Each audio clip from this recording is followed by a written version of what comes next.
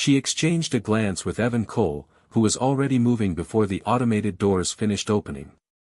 The human's pace never faltered, his coat streaked with dried blood from the earlier surgeries. "What happened?" he demanded. The AVRI assistant, panting, held up a data pad.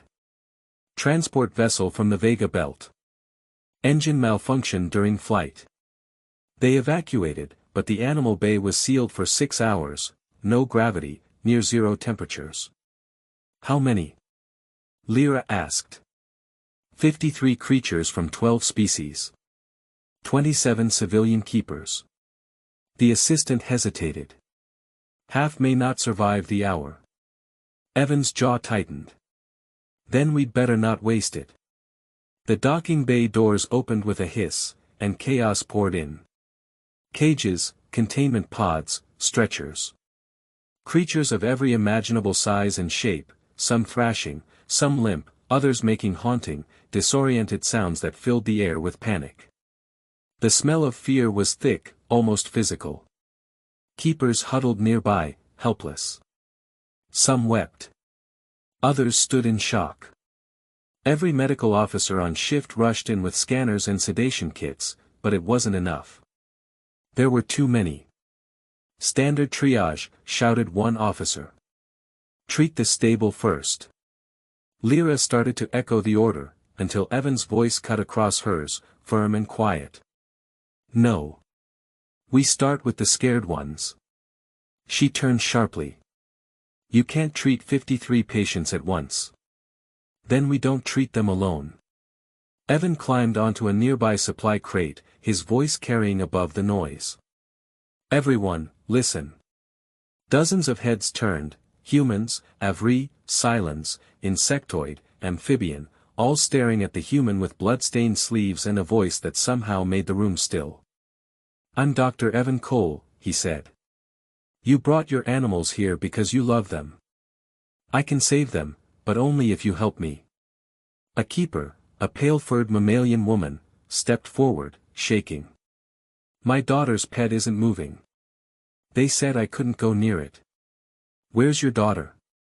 Evan asked. "Still on the ship. She's 8. Go get her," he said gently. "That creature doesn't need medicine. It needs to know it's safe." The woman blinked, confused, then ran. Evan turned back to the crowd. "Listen to me. Your companions aren't dying just from cold or injuries. They're dying from fear. They've been floating in the dark, thinking everyone abandoned them. They don't need a machine. They need you." Murmurs rippled through the bay. A towering insectoid keeper raised a trembling limb. "The staff told us to stay back, that we'd make things worse." "Then forget what they told you," Evan said. "Get close. Let them hear your voice. Keep your movements slow. Breathe steady. Don't force contact, just be there." Lyra hesitated behind him, torn between training and instinct. Yet, watching him command the terrified room, something in her clicked. He's right, she realized. Fear spreads, but so does calm.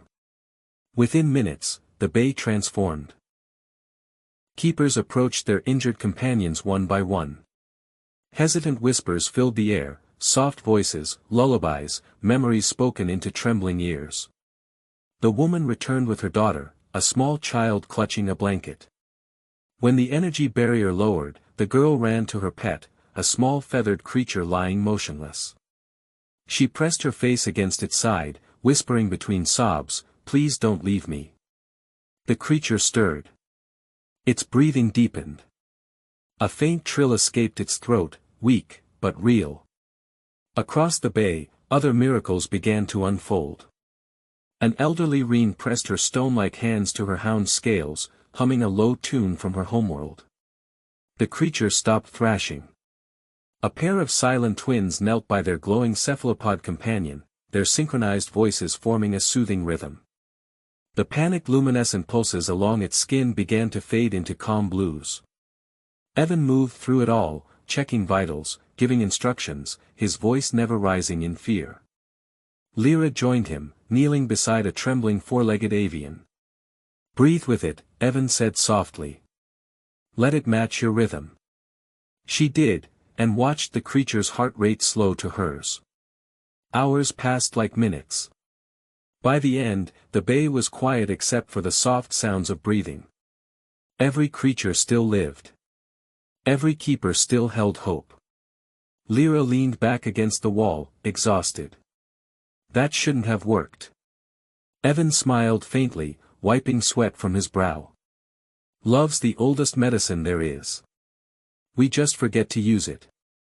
The lights dimmed as the station shifted into rest cycle. The bay looked like a sanctuary now, dozens of beings resting beside the ones they loved. But before relief could settle, Lyra's communicator flashed again, "Incoming transmission, Galactic Council priority." She frowned. "It's for you, Dr. Cole." Evan sighed, half smiling. "Guess word travels fast." The council wanted to meet him, but their agenda wasn't gratitude. Lyra suspected they weren't calling to celebrate his methods, they were calling to control them. 2 days later, the transport ship docked at Orbital Council Station Atria, a glittering spire suspended in the void. From a distance, it looked peaceful. Inside, it pulsed with bureaucracy and unease. Dr. Lyra Sen had presented to the Galactic Veterinary Council before, but never under this much scrutiny. News of the human miracle worker had spread across half the sectors.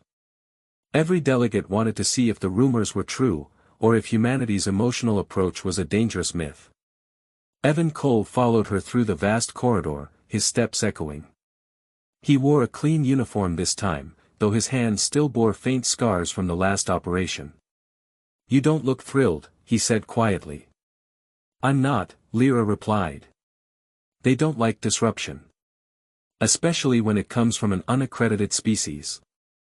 Guess I'll smile less, then." "Do not smile at them." The assembly hall was enormous. Filled with beings from nearly 50 worlds. Holographic nameplates shimmered before each representative: crystalline Krovan, liquid-bodied Cellari, towering Gren, luminous Thyn. The air itself hummed with tension. The chair being, a being of shifting light and age-old authority, spoke first. "Dr. Sen. Dr. Cole. You stand before the council to explain the events aboard Station Harmony." Lyra inclined her head respectfully. "Yes, honored delegates. The reports are accurate. 53 patients, 12 species, 0 fatalities." A ripple of sound passed through the hall, disbelief and fascination in equal measure. The Krovan representative's crystalline body refracted harsh reds, a color of disdain. "Your report attributes this success not to medicine, but to emotional synchronization. Is this a scientific term, or a human superstition?" Lyra opened her mouth, but Evan stepped forward. "It's not superstition. It's empathy." "Empathy cannot alter biology," the Krovan snapped. Evan met the creature's shimmering eyes without flinching. "Tell that to the Korthan who stopped thrashing when he realized someone cared if he lived. Or the Tavern who survived because his keeper gave him warmth. You call it illogical. I call it connection." The chamber buzzed with murmurs. Lyra glanced at him, torn between admiration and dread. "Careful," she whispered. "They see defiance as a challenge." Another delegate, a translucent Quarite elder, leaned forward. "Dr. Sen, do you endorse this, humans' methods?" Lyra hesitated. The council's eyes were on her, 1,000 judging lenses. Her training told her to distance herself. To say his results were an anomaly. But her conscience whispered otherwise. "I do," she said finally. "I watched him do what none of us could. His techniques may lack clinical terminology, but they work. The data is indisputable." Evan smiled faintly beside her, and that tiny motion seemed to set the room ablaze with whispers. "Order," the chair being intoned, silencing them. "Dr. Cole, you risked lives, your own and others. You defied containment protocols. Why?" Evan looked up at the council of 50 alien faces and said simply, because protocols don't comfort a dying creature. People do. The simplicity of it hit the hall like a quiet explosion. Even Lyra's breath caught. He wasn't a strategist. He was just telling the truth. You speak of comfort as medicine, said a voice from the rear. It belonged to Dr. Avon Lore, an elder human delegate, head of Earth's own veterinary authority. But humans are known for sentimentality. Do you claim it has a measurable effect? I don't claim, Evan said. I show. He activated a small projector from his wrist pad. Images filled the air, recordings from Station Harmony, the Corthan lying calmly beneath his hand, the tavern pressing against its keeper for warmth, a child hugging her revived pet bird. The silence that followed was deep, almost reverent. Vitals stable. Healing accelerated. Stress levels down by 70%, Evan narrated softly. You want numbers? There they are. You want proof? It's breathing. Lyra felt something shift in the room, a weight tilting toward possibility. The chair being's light flickered, signaling contemplation.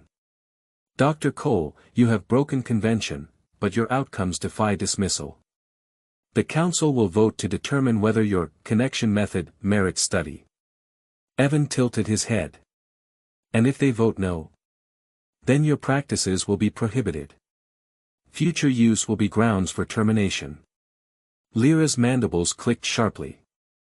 That would condemn patients who could be saved. Science is built on caution, the Crovan said coldly. Then maybe it's time science got brave, Evan replied. Gasps rippled through the assembly. But before the chair could respond, the doors burst open. A messenger, small, panicked, stumbled in. Emergency transmission from Station Harmony. Massive influx of injured life forms. They request immediate assistance. Lyra turned to the council. If you want proof, come watch. The chair's radiance dimmed. Dr. Cole, this may be your last demonstration. Evan's eyes were steady. Then I'll make it count. Within the hour, the council's ship was rerouted toward Harmony, every delegate about to witness firsthand whether compassion could truly outmatch protocol. And if Evan failed, his methods, and his career, would be erased forever.